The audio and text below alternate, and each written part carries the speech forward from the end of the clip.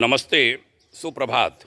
आज 24 जनवरी युग ऋषि विचार श्रृंखला का 389वां 389 चरण श्रद्धा से सत्य की प्राप्ति होती है शीर्षक से आज का विषय उद्धृत करता हूँ। अखंड ज्योति फरवरी 1968 के पृष्ठ 13 से गुरुदेव पूज्यवर आचार्य श्री राम शर्मा जी ने लिखा था। अपने आप को, अपनी चेतन सत्ता को पहचानना आसान बात नहीं होती। विद्यमान परिस्थितियां ही धोखा देने के लिए पर्याप्त होती हैं। फिर जन्म जन्मांतरों के प्रारब्ध इतने भले नहीं होते जो मनुष्य को आसानी से क्षमा कर दें। हमारा असली व्यक्तित्व इतना स्पष्ट है कि उसकी भावानुभूति एक क्षण में हो जाती है, वह पर्दों में नहीं रहता। फिर भी वह इतना जटिल और कामनाओं के पर्दों में छुपा हुआ है कि उसके असली स्वरूप को जानना टेढ़ा पड़ जाता है। साधना उपासना करते हुए भी बार बार पथ से विचलित होना पड़ता है। ऐसी असफलताएं ही वास्तव में जीवन लक्ष्य में बाधक हैं।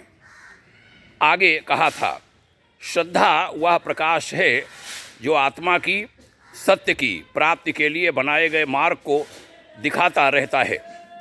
जब भी मनुष्य एक क्षण के लिए लौकिक चमक दमक, कामिनी और कंचन के लिए मोहग्रस्त होता है तो माता की तरह ठंडे जल से मुंह धोकर जगा देने वाली शक्ति वह श्रद्धा ही होती है।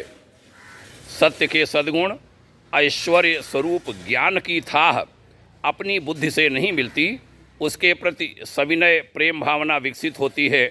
वास्तव में उसी को श्रद्धा कहते हैं।